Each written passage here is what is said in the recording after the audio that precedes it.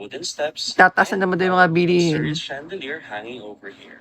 And guys, Shopping mo nga rin ako, ma. I have those on our yellow Ma, shopping mo naman. Mag-grocery mo naman ako, ma. rooms in total. Pahingin naman kahit Now let's see 10K the pang first one grocery. over here on this side. Sige na, ma. Alright, you have this window together May with awa ka your naman sa akin, built-in ma. cabinets. Now let's take a look at the second one. We Mag, also ano ka, include those LED lights on the mag-iimbak ako ng walls. ano dito, ma. And again, this is like the first Sige one. na. You have your window and your built-in cabinet. Ma, sige And na, now ma. let's take a look at the shared Please. toilet and bath here in the middle. Punta ko niya bukas, ma. Alright, that's me. And let's move forward Na. to the third bedroom. So this is the 10K lang, ma, third na. bedroom. It's more spacious than the first two Na. rooms. And it also 10K lang, ma. has Na.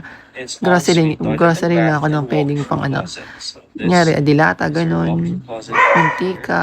You have your shower enclosure. Di ba, And Maria? that's it for our primary bedroom. And now let's take a look at the Ha? master bedroom of this house. So No, moving forward, but this you is have, the master but you have honey. already has a bed. No, money, but you have You have honey. your access to your private balcony, and Hmm? you have this relaxing view of your peaceful neighborhood. This is your TV wall, and voila, this is Ha? pretty much Ma the dear? master bedroom itself. And over here is our walk-through closet that will lead us to our ensuite. Bigyan mo ako ng toilet. 10K pang So grocery. again, guys, that's it for this 20.5 million property here in Angkor City. And if you're Okay lang yan, interested, babe. just message Ang us. tao pag ano, This is what a malabag sa 20.5 anak, million malaki yung here in biyaya Angkor City dumadating, Bagan ganun. looks like. It has 207 square meters of lot area and 272 square meters of floor Matik. area. And as you can Hindi see kita mabigla, over here, the design of the house is modern. Ma, And now let's proceed to the ma, di living kita areas. mabigla, ma. So Paano there's na the lang ako, living ma, room. pag ala na tayo, It is pag also nagmahal filled lalo with yung smart grocery, toilet. ma. And over here is our living Bigyan mo area. naman akong 10K, So ma. every furniture Mag-grocery is ako, ma. included within the price point. What I like about this house is that it has an open layout and Ay, they may kahiyan use din modern ako, ma. designs, especially this light fixture over here. They use fluted panels in the living wall. And over here is our dining area, which has a very elegant chandelier.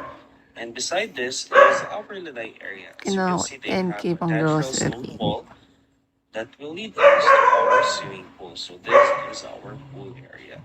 And now, as we go back to our lanai entrance, Di ba, ma? we will see our kitchen. So this is our countertop. It has that range hood hanging over there. We can also see the induction stove together with our microwave and our side-by-side Binakabay na. refrigerator. So here in our kitchen, we have plenty of storage spaces.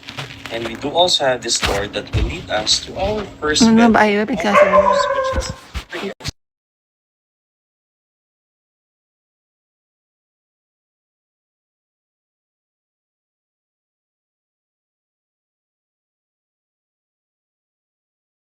We will now proceed to our service area with its access